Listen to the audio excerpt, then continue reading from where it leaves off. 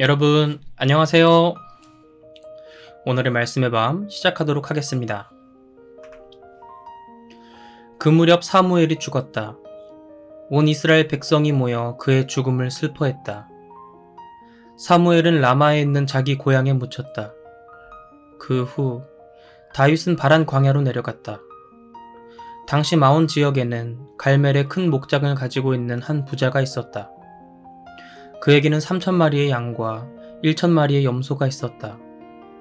마침 그는 갈멜에서 양털을 깎고 있었다. 그 사람의 이름은 나발이었고 그의 아내 이름은 아비가일이었다.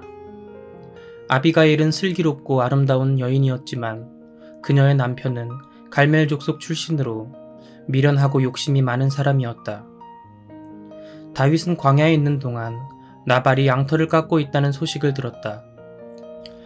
그래서 다윗은 부하들 중 젊은이 10명을 보내면서 말했다. 너희는 갈멜에 가서 나발을 찾아가라. 그에게 내 이름으로 안부를 묻고 이같이 말을 전하도록 하여라. 당신이 건강을 누리시길 빕니다. 당신의 집안도 형통하시기를 빕니다. 당신이 하는 일들이 모두 잘 되기를 빕니다. 지금이 양털을 깎는 시기라고 들었습니다. 당신의 양치기들이 우리와 함께 있었을 때 우리는 그들에게 조금도 해를 끼친 적이 없고 또 그들이 갈멜에 있는 동안에는 양 한 마리도 잃어버린 일이 없습니다. 당신의 종들에게 물어보면 이런 사실을 확인할 수 있을 것입니다. 그러므로 이처럼 축제 기간에 당신을 방문했으니 내가 보낸 젊은이들을 기쁘게 맞아주시고 당신의 아들과 같은 이 다윗과 종들에게 무엇이든 음식을 좀 보내주셨으면 합니다. 다윗의 부하들은 다윗의 말을 그대로 전했다. 그런 후 나발의 반응을 기다렸다. 그런데 나발이 다윗의 부하들에게 소리를 버럭 질렀다. 먹을 것을 달라고? 도대체 다윗은 누구냐? 이새의 아들은 또 누구냐? 요즘에는 주인에게서 도망치는 종들이 많다던데 내가 그런 놈들까지 먹여 살려야 되겠느냐? 양털 깎는 일꾼들을 위해 마련한 빵과 포도주와 고기들을 어째서 내가 누구인지도 모를 작자들에게 나누어 주어야 한단 말이냐? 다윗의 부하들이 돌아가서 자신들이 당한 것을 그대로 보고했다. 다윗은 부하들에게 즉각 명령했다. 너희는 모두 허리에 칼을 차라. 다윗 자신도 허리에 칼을 찼다. 그는 400명을 거느리고 갈멜을 향해 올라갔다. 그리고 200명은 남아서 진영을 지키도록 했다. 나발의 종들 가운데 한 명이 아비가일에게로 달려가서 말했다. 다윗이 광야에서 보낸 부하들이 주인님을 찾아와서 문안 인사를 전하고 음식을 부탁했지만 주인님은 그들에게 모욕을 주고 빈손으로 돌려보냈습니다. 그러나 그 사람들은 우리에게 잘 대해 주었습니다. 우리를 해롭게 한 적이 한 번도 없습니다.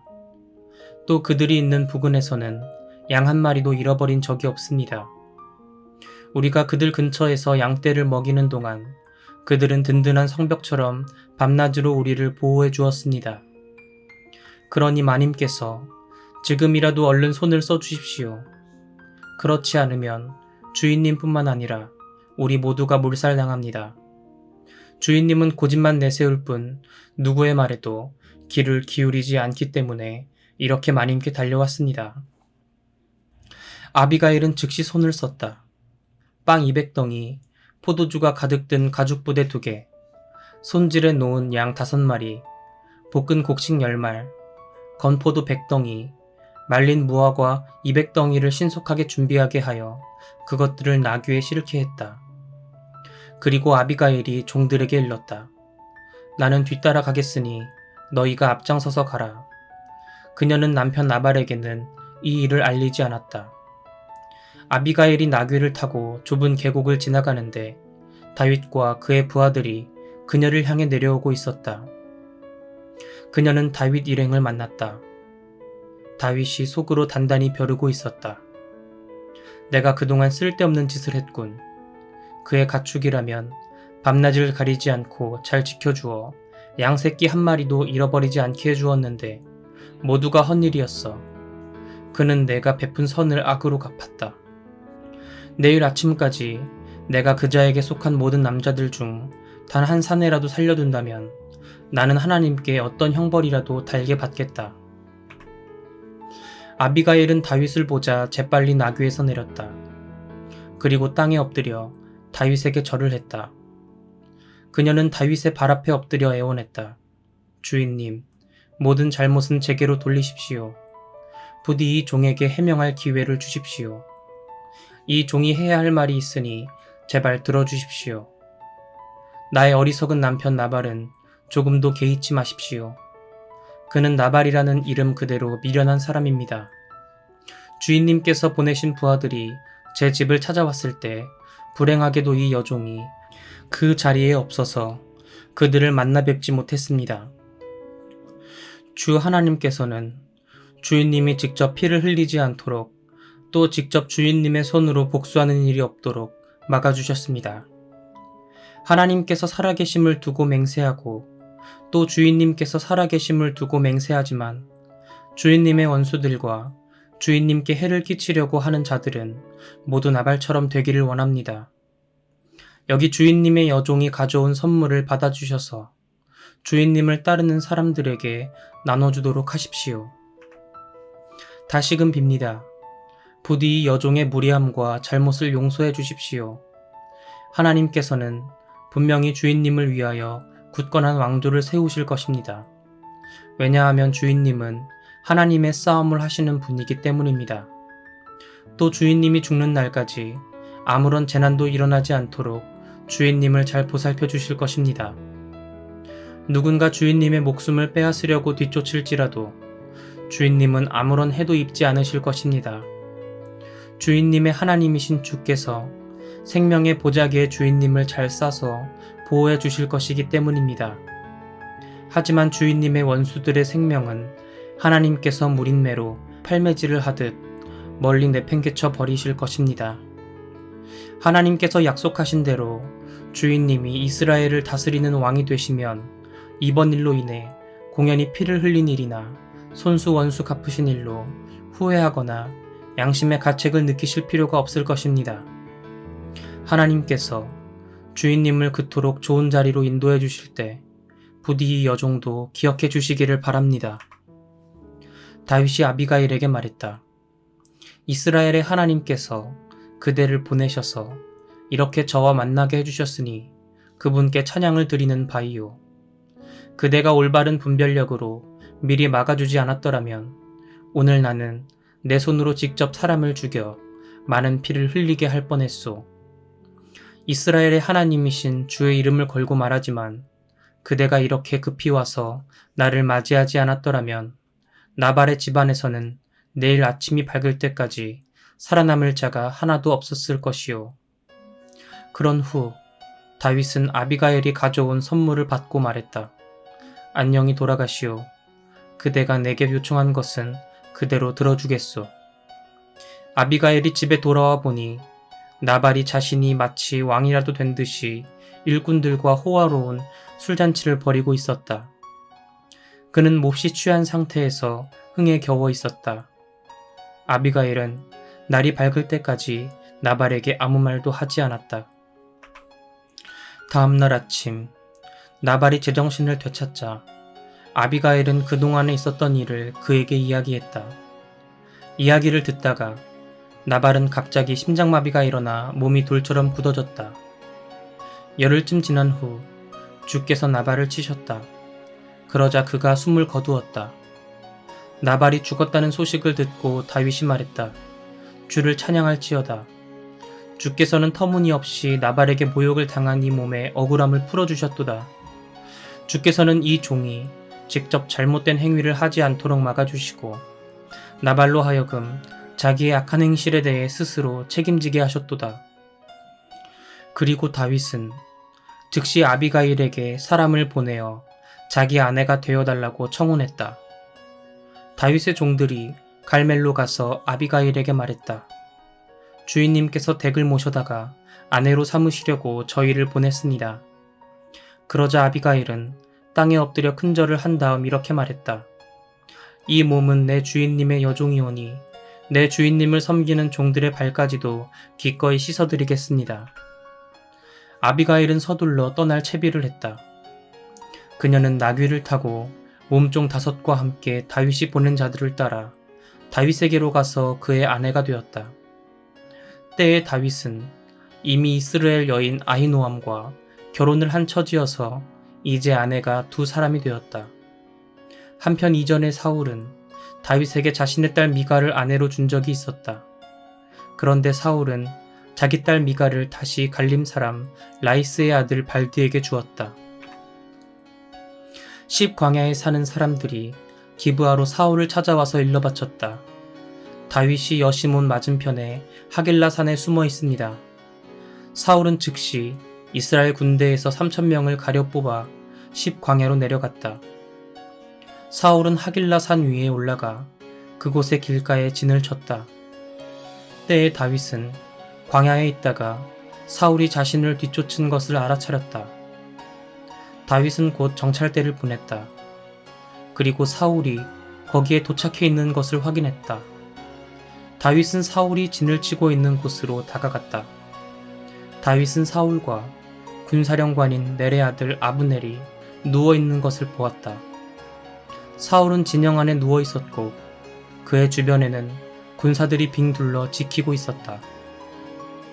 다윗은 햇사람 아히멜렉과 아비새에게 물었다.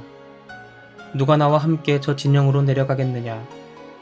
아비새가 나서서 자기가 가겠다고 말했다. 아비새는 수리아의 아들이며 요압의 아우였다. 날이 어두워지자 다윗과 아비새는 사울의 진영으로 몰래 들어갔다. 사울은 자기 창을 머리맡의 땅바닥에 꽂아놓은 채 잠들어 있었다. 아비넬과 군사들은 사울 주변에 누워 깊이 잠들어 있었다. 아비새가 다윗에게 속삭였다. 하나님께서 오늘 원수를 당신의 손에 넘겨주셨습니다. 제가 창으로 사울을 찔러 땅바닥에 박아놓겠습니다. 2번 찌를 필요조차 없을 것입니다. 그러자 다윗이 아비새에게 말했다. 그를 죽이지 말아라. 그는 주께서 기름 부어 세우신 왕이 아니냐. 살아계신 주를 두고 내가 말하지만 주께서 직접 그를 치실 것이다. 때가 와서 죽게 되거나 아니면 전쟁터에 나가서 죽게 될 것이다. 주께서 기름 부어 세우신 왕을 내가 직접 쳐 죽이는 일은 그분이 금하셨다. 자, 이제 그의 머리맡에 있는 창과 물병만 가지고 이곳을 얼른 빠져나가자. 다윗은 사울의 머리맡에 있는 창과 물병만 갖고 그곳을 떠났다. 아무도 본 사람이 없었고 잠에서 깬 사람도 없었다. 주께서 그들을 깊은 잠에 빠지게 하셨기 때문이다. 다윗은 맞은편에 있는 산으로 올라가 멀리 산 꼭대기에 섰다. 사울의 진영과는 거리가 꽤 멀었다. 그리고 다윗은 사울의 진영을 향해 큰 소리로 외쳤다. 아브넬아, 내 말에 대답해 보아라. 아브넬이 대답했다. 왕이 계시는 곳에서 크게 소리를 지르는 놈은 누구냐? 다윗이 말했다. 너는 그래도 사나이가 아니냐? 이스라엘에서 너 같은 용사가 어디에 또 있더냐? 그런 내가 어째서 너의 주인이신 왕을 제대로 지키지 못했느냐? 방금 내 왕을 죽이려고 그 진영에 들어갔다가 나온 사람이 여기에 있다. 너는 수치스러운 일을 저지르고 말았다. 주께서 기름 부어 왕으로 세우신 너희 주인님을 똑바로 지키지 못했으니 너와 너의 군사들은 죽어 마땅하다.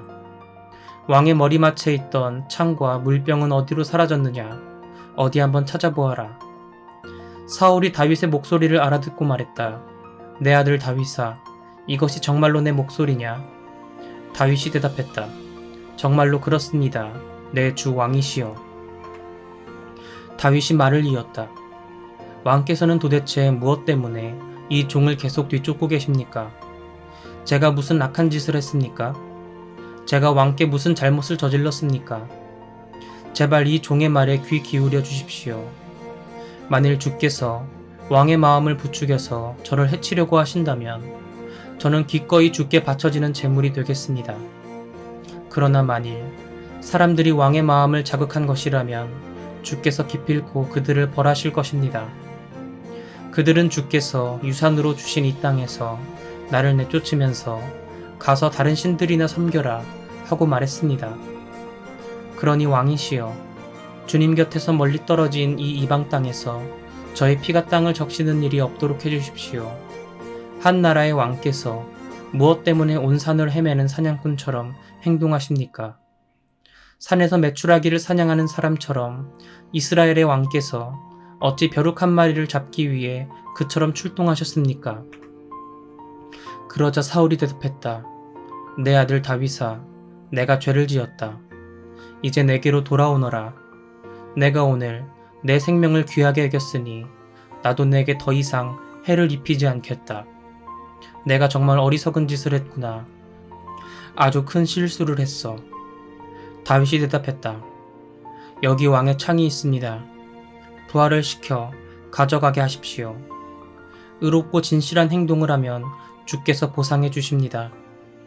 주께서는 오늘 왕을 제 손에 넘겨주셨지만 저는 주께서 기름 부어 세우신 왕께 손끝 하나 대지 않았습니다. 오늘 왕의 생명을 아껴준 것 같이 주님께서도 저의 생명을 아껴주시고 어떠한 어려움 속에서도 저를 지켜주실 것입니다. 사울이 말했다. 내 아들 다윗아, 내게 복이 내릴 것이다. 너는 장차 큰 일을 행할 것이고 반드시 승리하는 삶을 살 것이다. 그런 후에 다윗은 자신의 길을 갔고 사울도 자신의 왕궁으로 돌아갔다. 사울과 헤어진 후 다윗은 속으로 생각했다. 이러다가는 결국 사울의 손에 붙잡혀 죽고 말겠구나. 그럴 바엔 차라리 블레셋 사람들의 땅으로 도망치는 것이 최선의 방법이겠다. 그러면 사울은 이스라엘 온 땅을 뒤지다가 결국 포기하고 말겠지. 그래야 내가 사울의 손에서 벗어날 수 있을 거야. 그래서 다윗은 부하 600명을 거느리고 가드왕 아기스에게로 갔다. 아기스는 마옥의 아들이었다. 다윗과 그의 부하들은 아기스와 함께 가드에 정착하여 살게 되었다. 때에 다윗은 두 아내를 거느리고 있었다. 이스라엘 여인 아히노암과 나발의 아내였던 갈멜 여인 아비가일이었다. 다윗이 블레셋 땅 가드로 도망갔다는 사실이 사울에게 전해졌다. 그러자 사울은 더 이상 다윗을 뒤쫓지 않았다. 다윗이 가드왕 아기스에게 말했다. 왕께서 저를 좋게 보신다면 제게 이 나라의 성읍 중에서 하나를 따로 주시어 제가 그곳에서 살 수 있게 해주십시오.